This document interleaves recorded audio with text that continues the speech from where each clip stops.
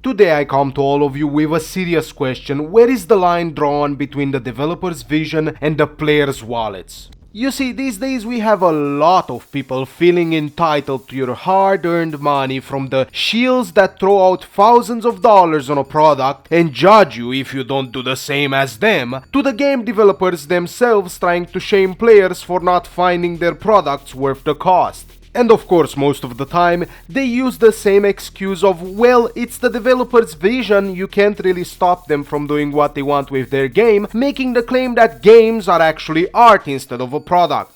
But that brings another question to play, because due to the nature of the gaming industry, with its millions of sales yearly and with its masses of players logging in daily, you can't help but ask, is the developer's vision important to you because games are art at their core, or are you using the devs having a vision as an excuse for crappy practices from the game developers themselves or the companies that hold power over them?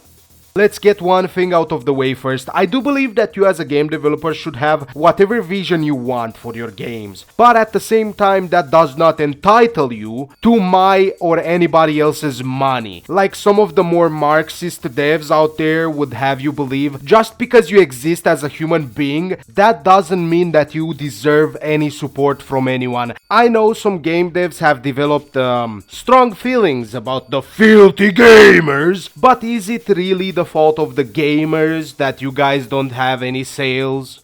But hey, one thing at a time, right? As we all heard before in our lives, oh, this price increase is worth it because it's the game developer's vision, guys. Even though most likely the price increase was from the higher ups and the game devs didn't see a pay increase at all. You see, this is one of the many situations where we as average customers have to deal with. Here's another one with, oh, this character has to be insert whatever you want, because it's their vision, guys. Ignore the fact that this company got a money injection from another specific company we won't talk about in this video, for no reason.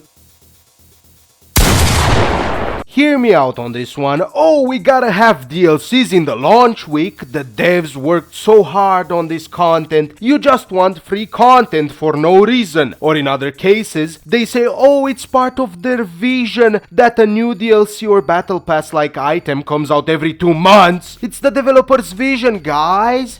Do you see a pattern here? All these people are using developers' vision to defend actions of those out-of-touch higher-ups that think everyone can afford a $80 game every new release, or think that people enjoy to drop $10 monthly on skins. Hell, I don't even say it's not happening. As I said before, I'm sure there's people that drop hundreds of dollars on one single game. Hell, I dropped a bunch of money on Path of Exile 2 alone, but these are rare cases for me. Overall, the people that we're talking about will always have this very weird us versus them mentality, where you, the player, are somehow this evil person that's gonna kill games because you won't buy them. Let's explore this us versus them mentality a bit more, shall we? For a while it's been affecting the game devs as well, where the more eccentric side of game developers have been trying to dehumanize us because we won't buy their games for various reasons, like, I don't know, maybe the game doesn't have enough gameplay, maybe the game is so politically charged that people don't want to touch it, or even worse, the game is so boring and lacking in so many aspects that it doesn't breach out of the random games made with UE5. So these devs, instead of looking at what they did wrong, would rather look at you, the player, and claim that you are evil, you evil, nasty player. Oh, you are so naughty. You see, I thought some more about this us versus them mentality, only serving one single group of people, the big overlords at the top who can just use these clowns as they see fit to push their agendas, like making games more expensive while taking features away, or making hardware that's supposed to be better, but now it's just an excuse to not optimize your games. And the craziest, we'll even defend the non-optimization with, oh, the devs have more time to work on their vision. Hear me out on this one. If your vision includes you not optimizing your game, then maybe that vision is shit!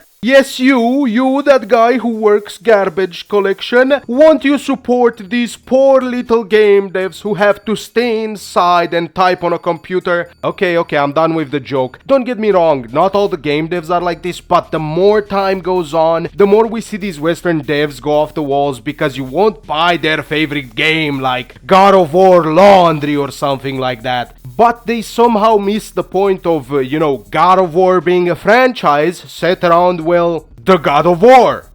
But hey, let's return to the main point of the conversation. Are games art or are they products? You see, my opinion is that they are both. There are games out there that have achieved such legendary status that I'm sure they would make old painters cry at their beauty, and other games as well would make writers give them praises for such compelling stories and universes that have been created. So yes, games are 100% art, but due to the sheer amount of distribution and the sheer amount of titles that are just being thrown yearly at people like the Throw the Ball 2026. So yes, that means we have to treat games as a product, not only for the benefit of us the customer, but also to remind everyone that games are being sold. They aren't a piece of art on a gallery that you come to visit yearly or something that only the rich can afford. Games are a comfort item that people are starting to enjoy more and more. So I think they should be treated as such. My conclusion here is that games should be treated more like a product unless we want to give companies an excuse to use against us in the future where they get to claim that, oh, it's art guys,